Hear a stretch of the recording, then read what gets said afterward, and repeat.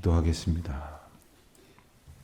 하나님 아버지, 오늘도 하나님의 은혜 가운데에 주 앞에 나와 찬송하며 기도하는 가운데에 이 하루를 시작합니다. 이만큼의 건강과 믿음과 여건을 허락하여 주신 주님 감사드립니다. 저희들이 믿음이 없이 살았노라면 이 시간도 염려하겠고 또 하루를 살아도 부질없이 노력하겠지만 썩어질 것을 위해 불나방처럼 이리저리 달려드는 그런 완악한 존재에 지나지 않을 저희들을 생명의 은혜 가운데 진리의 길로 인도하여 주시사 하나님의 크신 사랑 안에 약속을 받은 자로 살게 하여 주셨사온즉 아버지여, 이날 하루도 오직 말씀을 의지하며 기억하며 소망하며 살아가는 날이 되게 하여 주시옵소서. 저희가 살아가는 세상 저희 뜻대로 되면 얼마나 좋겠습니까마는 실상 저희 뜻대로 되었다가는 오히려 더 망하게 되는 것임을 종종 깨닫게 하여 주시니 감사를 드립니다. 저희가 뜻하는 바가 얼마나 부질없고 어리석은가 하면 또한 저희들이 바라는 대로 되는 것이 얼마나 하나님의 뜻에 멀리 있는가를 오히려 생각하지 못한 채 그저 욕망대로 기도라고 하였던 모든 말들을 하나님께서 불쌍히 여겨 주시사 오늘 하나님이 기뻐하시는 소망을 품고 또한 새로운 소원으로 가득 찬 복된 하루의 시작이 되게 하여 주시옵소서. 하나님, 그저 저희들은 저희와 이해 관계가 있는 사람들이 잘 되어서 그로 인한 이익을 어떻게든 볼 것인가 하는 생각에 갇히기 쉽지만 하나님께서 세상을 사랑하시고 또한 저희를 사랑하시듯 저희 주변에 있는 모든 사람들을 사랑하시사 구원에 이르는 믿음을 갖게 하시기를 원하시는즉 저희가 민족과 열방을 향해서 또한 사랑하는 가족들과 이웃을 향해서 특별히 하나님께서 새로운 가족 공동체로 묶어주신 성도와 서로를 향해서 하나님의 크신 은혜를 바라며 기도하는 저희들 되게 하여 주시옵소서. 새 예배당을 주시고 이모 저모 여러 가지 면모를 갖추어 가고는 있습니다만은 정작 저희들이 감당해야 할 귀한 사명들을 이제 서둘러야 할 것임을 알면서도 게으른 저희들을 불쌍히 여겨 주시기를 원합니다. 말씀을 서로 나누고 또 전도하고 봉사하며 또 서로 사랑으로 연합하며 또 함께 감당해야 할 귀한 섬김의 직무들을 놓치지 아니하고 잘 감당할 수 있도록 도와주시옵소서. 새로운 예배당을 이 지역사회에 하나님께서 허락하여 주신 것은 이곳에서 귀한 책무를 감당하도록 하심이 저희들에게 주신 사명인 줄 아오니 잘 깨달아 열심으로 감당할 수 있도록 도와주시옵소서. 하나님, 예배당의 음향이며 또 조명이며 여러 가지 영상 관계며 또한 방송 송출 관계며 참으로 어려운 난제들이 많이 있습니다. 잘 이루어질 수 있도록 세밀하게 잘 조정될 수 있도록 도와주시옵소서. 우리 성도님들 오늘도 한 분 한 분 어디에 있든지 눈동자와 같이 지켜주시기를 간절히 기도드립니다. 이제 입원하셔서 오른쪽 무릎 수술을 위하여 오늘 시간을 기다리고 계실 정희 권사님께서 하나님의 평강과 은혜 가운데 수술 잘 받으실 수 있도록 도와주시옵시고 또 하나님께서 허락하신 은혜를 따라서 오늘도 저희들의 연약함을 오직 주님 앞에 의탁하는 심정으로 이제 이런저런 병원 출입을 해야 하는 모든 분들에게 하나님의 치유하시는 은혜의 손길들이 나타나게 하여 주시옵소서. 하나님, 특별히 해외에 있는 우리 교우들이 있습니다. 전쟁터 가운데에 애쓰고 수고하는 우리 성도와 또한 우리 귀한 동역자들이 있습니다. 하나님, 저들의 신원을 주장하여 주시옵시고 또 특별히 하나님께서 베푸신 은혜를 오히려 평강 가운데 누리는 귀한 기회가 되게 하여 주옵소서. 출타 중에 있는 교우들, 여행 중에 있는 교우들, 또한 내일을 위하여 오늘 애쓰고 수고하는 모든 주의 자녀들, 하나님께서 본교회를 소망 가운데에 이제 사모하는 마음으로 기도하도록 흩어두신 모든 성도들에게 하늘의 신령한 은혜와 땅의 평강을 덧입혀 주옵소서. 감사하오며 이 모든 말씀 우리 주 예수 그리스도의 이름으로 기도드립니다. 아멘. 마태복음 22장 23절로부터 33절까지 말씀을 보겠습니다. 마태복음 22장 23절로 33절입니다. 이제 다 같이 한 목소리로 봉독하겠습니다. 부활이 없다 하는 사두개인들이 그날 예수께 와서 물어 이르되 선생님이여 모세가 일렀으되 사람이 만일 자식이 없이 죽으면 그 동생이 그 아내에게 장가들어 형을 위하여 상속자를 세울지니라 하였나이다. 우리 중에 7형제가 있었는데 마지가 장가들었다가 죽어 상속자가 없으므로 그 아내를 그 동생에게 물려주고 그 둘째와 셋째로 7째까지 그렇게 하다가 최후에 그 여자도 죽었나이다. 그런즉 그들이 다 그를 취하였으니 부활 때에 7 중에 누구의 아내가 되리이까? 예수께서 대답하여 이르시되 너희가 성경도 하나님의 능력도 알지 못하는 고로 오해하였도다. 부활 때에는 장가도 아니 가고 시집도 아니 가고 하늘에 있는 천사들과 같으니라. 죽은 자의 부활을 논할진대 하나님이 너희에게 말씀하신 바 나는 아브라함의 하나님이요 이삭의 하나님이요 야곱의 하나님이로라 하신 것을 읽어보지 못하였느냐? 하나님은 죽은 자의 하나님이 아니요 살아있는 자의 하나님이시니라 하시니 우리가 듣고 그의 가르치심에 놀라더라. 아멘. 예수님을 향한 공격이 계속되고 있었습니다. 바리새인들과 서기관들을 필두로 하여서 또한 제사장과 사두개인들 그리고 에세네파 혹은 헤롯 당 이런 여러 부류의 이스라엘 민족 공동체를 구성하고 있는 소위 종교 집단들이 한결같이 달려들어서 예수님을 공격하고 있었습니다. 그들이 사실은 이 서로가 서로를 용납하는 관계가 아니기 때문에 이 일에 하나가 될 수 없는 것이 마땅한데 예수님을 공격하려는 의도 하나로 그들이 결합되어 있다고 하는 것을 보면서 이 선하신 주님의 뜻을 대항하기 위하여 이 세상 악이 간교하게 악랄하게 결합한다고 하는 영적 원리를 우리가 분명히 발견할 수가 있습니다. 그들이 예수님을 계속해서 공격한 것은 인간적으로 따지면 그동안의 이스라엘 민족 공동체를 주도하고 있었던 것이 바로 이 종교 지도자들이었고 종교 권력이었습니다. 그런데 예수님께서 등장하시면서 많은 사람들이 예수님에게 이목을 집중했고 그리고 모든 관심사가 예수님을 향해서 옮겨져 가고 있었습니다. 하루 이틀이 아니라 이제는 여러 달, 여러 해가 되어 가고 있었습니다.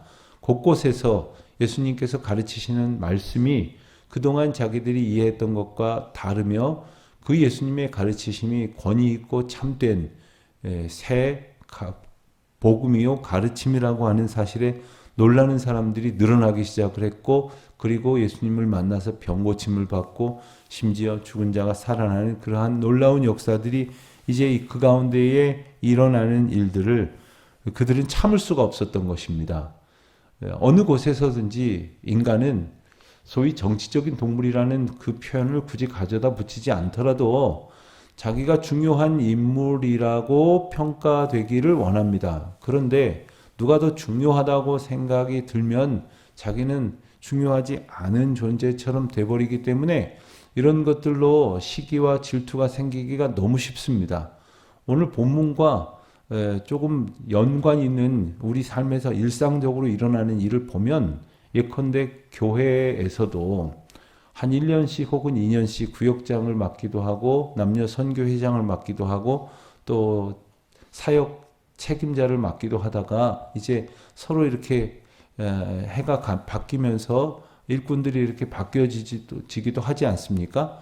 그런데 사람들이 내가 했을 때는 별로 막 좋아하는 것 같지 않고 칭찬하는 것 같지 않았는데 내 다음에 어떤 사람이 리더가 돼서 그 일을 맡으니까 막 너무 좋아하더라. 애쓴다. 정말 공동체가 잘 돼가고 모임이 잘 돼가고 교회가 유익해져 간다. 이런 생각이 객관적으로 들다가도 마음으로 굉장히 불편하고 시기하고 또 그리고 심지어는 그렇게 잘 되긴 것이 오히려 마땅치 않은 생각을 갖게도 되는 것이 우리의 미련함입니다. 이것이 하나님 앞에서 깨어져야 되고 내려놓아져야 하는데 오늘 말씀을 통해서 그와 같은 모습도 우리가 분명히 발견할 수 있어야 할 것이겠습니다. 또 한 측면에서 보자면 영적으로 볼 때는 선하신 예수 그리스도, 하나님이 보내신 아들 예수 그리스도를 대적하는 악한 사단의 공격 패턴이라고 말할 수가 있습니다. 이 대적이라고 하는 것은 같으면 싸우지 않죠. 다르기 때문에, 맞서기 때문에 갈등이 빚어지고 싸우게 되죠. 예수님이 추구하셨던 하나님 나라, 그리고 모든 백성들의 구원과 다른 생각을 가지고 있었던 이들이었기 때문에 영적으로 충돌하고 있음을 우리가 영적인 원리 가운데에서 우리가 또한 깨닫게 됩니다. 자, 오늘 등장한 사람들은 사두개인들입니다. 그런데 사두개인들을 설명을 하기를 23절에 보니까 부활이 없다 하는 이런 표현이 붙어져 있습니다. 사두개인들을 가리켜 말할 때 부활이 없다고 주장하는 사람들이다. 이것이 그들을 설명하는 가장 대표적인 것이지요. 사두개인들은 부활뿐만 아니라 어떤 영적인 영역, 영적인 의미들, 영적인 것을 아예 믿지 않았습니다. 예컨대 천사라든가 영혼 불멸이라든가 이런 것을 믿고 받아들이지 않았습니다. 성경도 모세 오경만 받아들이고 그 율법에 입각해서 살아가던 사람들이었습니다. 그리고 그들은 이제 그렇게 이야기하는 이유가 모세 오경에 부활 이런 거 없다 이겁니다. 그러니까 부활 없다 이겁니다. 부활은 있을 수 없고 믿을 것이 못 된다. 이렇게 생각을 했던 것이죠. 육신적 관점에서 그들은 생각하고 있었던 것이며 율법적 관계 속에서 이 모든 그 상황을 바라보고자 하는 그런 시각을 가지고 있었습니다. 여러분, 우리가 내가 알지 못하는 영역을 내가 아는 수준에서 설명하고 판단하려고 하는 것처럼 미련한 게 어디 있겠습니까? 예컨대 수학을 보면 수학이 산수였다가 이제 수학이 되죠. 수학이 되면서 수학의 대수 파트를 보면 처음에는 이렇게 풀어가는 것이 답이었다가 나중에 시간이 지나면 그 방식으로 풀면 안 되고 다른 방식으로 풀어야 답을 맞게 내는 차원으로 달라지는 그런 영역들이 있습니다. 그러니까 단계별로 필요한 단계를 밟는 것입니다. 그러니까 수준이 높아지면 푸는 방식, 보는 방식, 그리고 셈하는 방식이 차원이 달라져야 하는 것이죠. 그런데 여전히 그 입문 단계의 방식을 고집하면서 답을 내려고 하는 것과 무엇이 다르겠습니까? 우리가 살다 보면 우리가 가지고 있는 경험들이 있습니다. 그런데 그것이 별것도 아니라는 것을 알면서도 그것이 가지고 있는 그 제한성에도 불구하고 그 한 가지 제한을 가지고 모든 것을 풀어내려고 해요. 그것을 가지고 판단하려고 한다는 말입니다. 예컨대 교회에서도 여러분들이 사회에서 가지셨던 그 경험들과 또는 뭐 직업 관계라든가 이러한 어떤 그 아주 오랫동안 익숙해졌던 방식들이 있으실 건데 저마다 그것 가지고 이제 말씀하시는 거예요. 그러니 뭐 송구합니다만은 뭐 공무원 하셨던 분의 사고방식하고 사업하셨던 분의 사고방식이 같을 리가 없는 겁니다. 사업하셨던 분도 그냥 그 다른 큰 조직 가운데에서 그 한 파트를 맡으신 분하고 마치 벤처 사업 하시듯이 막 오늘 뭐 망해도 할 수 없다 하는 마음으로 그냥 저돌적으로 밀어붙이는 분들하고 이 방식이 같을 수가 없는 거죠. 직업을 가지신 분들 직업 분포하고도 또 상관이 있는 것 같습니다. 차이점이 참 많습니다. 그런데 언제나 자기 경험만 주장하면 되겠습니까? 근데 사두개인들이 꼭 이런 꼴입니다. 자기들이 가지고 있었던 그 신학관 이것만 가지고서는 이제 판단을 하고 있었던 것이기 때문에 그들이 여러 부류들과 계속해서 부딪혔다는 것을 참 안타깝게 볼 수밖에 없는 거죠. 진짜로 안타깝고 아쉬운 것은 사두개인들이 대부분 그 제사장직을 차지하고 있었다는 것입니다. 그러니까 유대 공동체를 보면 서기관과 바리새인들이 한 계열이라고 할 수 있고 사두개인들과 제사장들이 한 계열이라고 할 수 있습니다. 그러니까 제사장들 각 처소에서 제사를 실제로 감당하느라고 흩어져 있는 사람들이나 아니면 이 예루살렘 성전에서 그 제사를 주관하고 있는 모든 그 주도권을 가진 사람들의 대부분이 바로 이 사두개인이었다고 하니 그러한 영적인 차원을 믿지도 않고 소망하지도 않는 사람이 이 영적인 제의를 주장하고 있었다니 참 기가 막힐 노릇 아닙니까? 다시 말하면 부활을 안 믿고 또 영혼에 대한 소망이 없고 영혼에 대한 관심이 없는 사람이 예배를 인도하는 것과 무엇이 다르겠습니까?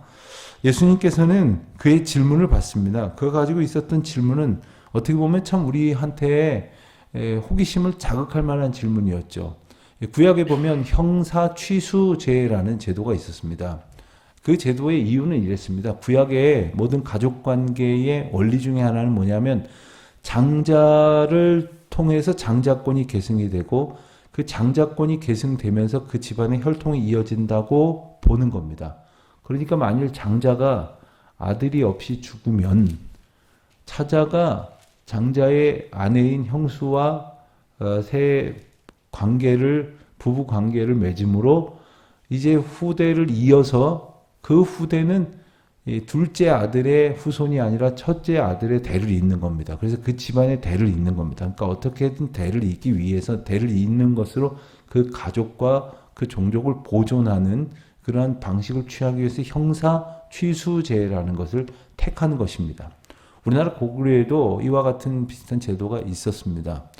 마찬가지 맥락이었죠. 그런데 그래서 첫째 아들이 자녀 없이 죽어서 둘째가 형수와 결혼하고 그런데 둘째도 그렇게 죽고 셋째도 그렇게 죽고 그래서 일곱째까지 그렇게 죽었으니 나중에 모두가 죽었으니 부활 때에 일곱 중에 누구의 아내가 되겠습니까? 이런 질문을 한 겁니다. 질문을 할 법도 하지 않습니까? 근데 그 사두개인들이 가지고 있었던 것은 아마도 예수님을 올무에 빠뜨리려고 하기보다는 이 자기들의 부활 없음을 어떻게든 입증하려고 했던 것 같습니다. 모순이 있지 않느냐? 부활? 이렇게 되면 말이 안 되는 것 아니냐? 그러니까 부활이 없다고 주장했던 자기들의 이야기가 맞는 거 아니냐? 이런 입장을 좀 펼쳐 보이려고 했던 것으로 보여집니다. 자, 저도 그런 비슷한 질문을 한번 받은 적이 있는데 아주 오래전에 제가 담당했던 구역에 어떤 나이 많으신 남자 집사님이 저하고 개인적으로 만나서 이렇게 나누고 싶은 대화가 있다 그래서 신방 아닌 신방을 어느 그 고궁에 가서 이렇게 둘이 걸으면서 한 적이 있어요. 이런저런 말씀을 듣고 나누다가 이분이 저는 이렇게 살았습니다. 자녀들을 키우는데 이런 어려움이 있었습니다. 이런 잘 말씀을 하시는데 제게 참 아주 배움이 되고 유익이 되는 시간이었습니다. 그런데 정작 저에게 하고 싶었던 말씀은 맨 마지막에 어렵게 입을 떼시더라고요. 본인이 재혼을 하셨대요. 그런데 천국에 가면 첫 번째 부인이 있을 거 아니냐 이거예요. 어떻게 가야 될지 모르겠다는 거예요. 그래서 제가 순간 그분의 고민의 깊이가 이렇게 느껴지면서 얼마나 그것이 본인의 생각 속에서는 심각한 문제일까를 잠시 생각해 보게 되었습니다.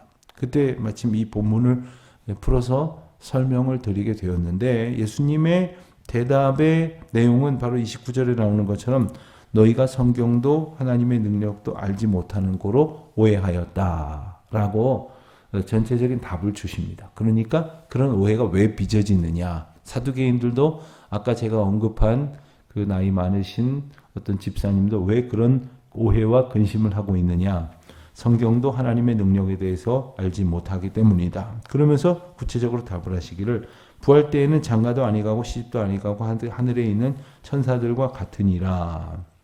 여러분 그 인류학적으로 굳이 거창하게 보지 않더라도 그 결혼의 이유가 뭡니까? 결혼의 이유. 인류가 결혼을 하게 된 이유는 사실 사랑하기 때문에는 사랑만 하면 되죠. 근데 결혼을 하는 이유는 사실 종족 번식에 대한 이유가 있는 겁니다. 다시 말하면 내가 죽으면 이 세상에 아무것도 남겨지지 않으니까 내 자녀들을 낳기 위해서 결혼하는 겁니다. 결혼을 그렇게만 보십니까? 이렇게 따지지 마시고 결혼을 이 인류학적으로 보면 그렇다는 겁니다. 그런데 천국에는 더 이상 죽는 게 없습니다.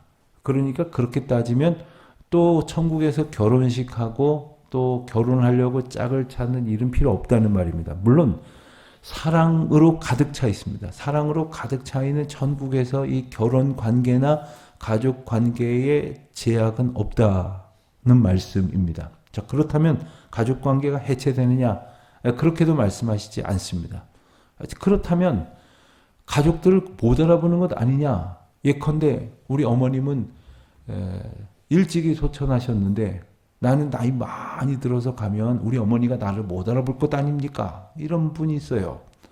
그럴듯하지 않습니까? 그런데 천국에서는 그 변화된 형상이 분명히 있습니다만 서로를 알아볼 수 있도록 하나님께서 그 천국의 메커니즘을 두셨다는 것을 우리가 17장 변화산 사건을 통해서 우리가 본 바가 있습니다.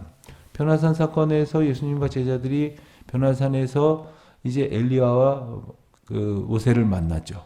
그런데 그들이 누군지 알아봤다는 거 아닙니까? 그들의 직접 본 적이 있겠습니까? 아니면 뭐 가장 근사한 사진이나 그림이 전해져 내려왔겠습니까? 그러나 영적인 차원에서 이제 알아보게 되도록 하나님께서 이 천국의 메커니즘을 두셨다는 것입니다. 이 새로운 인식의 차원이 있다는 것입니다. 우리가 이 세상의 인식의 차원으로는 무슨 말인지 모르겠고 무슨 말인지 설명이 안 되고 이해도 안 되고 그래서 믿어지지도 않을 것입니다만은 32절에 보면 이 원리를 또 뭐라고 말씀하시냐면 나는 아브라함의 하나님이요 이삭의 하나님이요 야곱의 하나님이라 하신 것을 읽어보지 못하였느냐. 죽은 자의 하나님이 아니라 살아있는 자의 하나님이시리라. 이 말씀은 현재 저와 여러분처럼 이렇게 살아서 돌아다니는 사람들만의 하나님이 아니라 그러니까 죽은 자는 하나님, 죽은 자에게는 하나님이 하나님 되시지 않고 살아있는 자들에게만 하나님이시다라는 말이 아닙니다. 부활하여서 다시 사는, 영원히 사는 그러한 은혜를 입은 자들의 하나님이라는 것입니다. 그러니까 모두의 하나님이시라는 거예요. 그 관계 속에서 하나님은 새롭게 하시고 새로운 은혜로 새로운 차원의 천국의 관계성을 세우셨다는 말씀이신 것입니다. 마태복음 12장 42절로 50절 말씀에는 아주 특이한 논쟁이 하나 나오는데 예수님이 전도하러 다니시는 중에 누가 예수님 찾아왔습니다. 누굽니까? 그랬더니 예수님의 어머니요 예수님의 형제들이라고 합니다. 그랬을 때 예수님께서 나 그런 사람 모릅니다. 누가 내 어머니란 말이요? 이렇게 답을 하신 게 아니라 그 계기를 통해서 뭐라고 말씀하셨냐면 하늘에 계신 내 아버지의 뜻을 따라 행하는 자가 내 형제고 자매고 어머니다 라는 말씀을 하십니다. 그러니까 밖에 있는 사람은 내 어머니가 아니다 이 말을 하려는 게 아니에요. 밖에 있는 그러한 관계를 포함해서 모든 관계 속에서 하늘에 있는 내 아버지의 뜻을 따라 행하는 자가 바로 나의 가족이고 하나님께서 허락해 주시는 새로운 참된 가족의 관계다라는 말씀을 주시는 거죠. 우리는 교회 생활하면서 그런 경우를 종종 봅니다.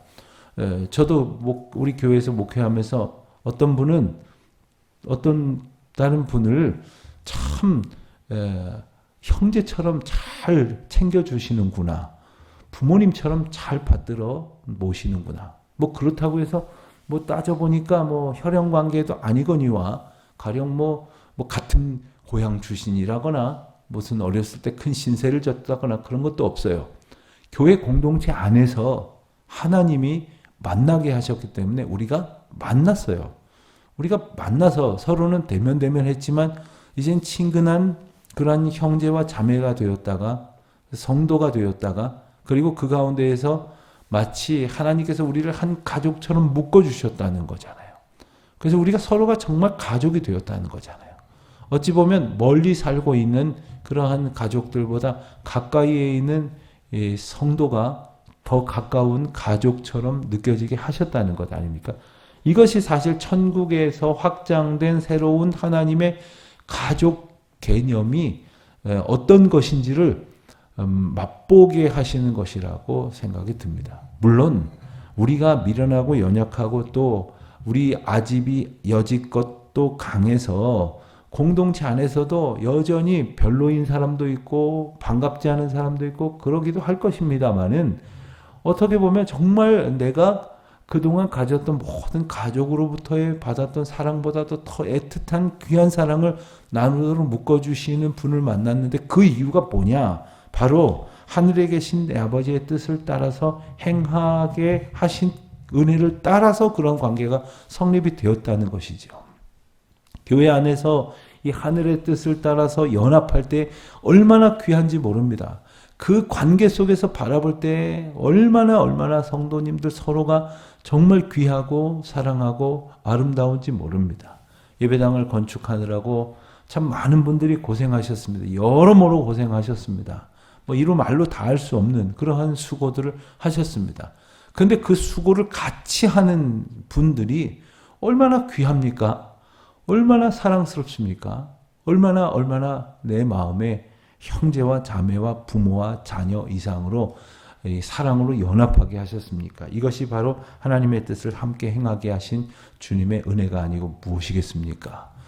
이제 우리는 이제 천국을 소망하면서 천국을 살아가는 그러한 은혜를 누리게 되시기를 바랍니다. 그래서 우리가 사실 교회를 선택했다고 생각이 들지 모르지만 절대 그렇지를 않습니다. 예컨대 교회란 바꿔 말하면 공동체인데 우리가 공동체를 선택했다고요? 여기 둘러앉은 우리가 서로를 한 사람 한 사람씩 선택했다고요? 그래서 누구는 빼고 누구는 들어오고 누구는 가운데 앉히고 누구는 옆에 앉히고 누구는 이렇게 하고 저렇게 하고 다 선택했다고요? 어림없는 소리입니다. 제가 교인들을 선택합니까? 교인들이 목사를 선택합니까? 어림없는 이야기입니다.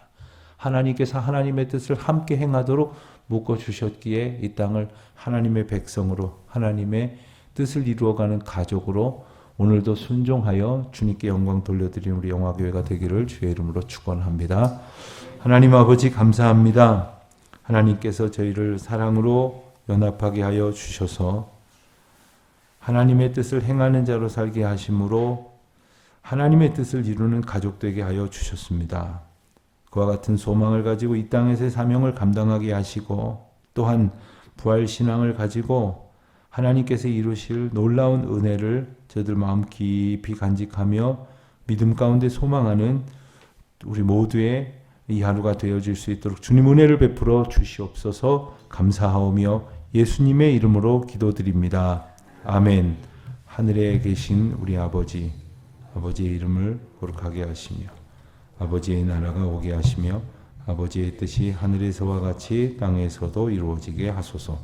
오늘 우리에게 일용할 양식을 주시고 우리가 우리에게 잘못한 사람을 용서하여 준 것 같이 우리 죄를 용서하여 주시고 우리를 시험에 빠지지 않게 하시고 악에서 구하소서. 나라와 권능과 영광이 영원히 아버지의 것입니다. 아멘.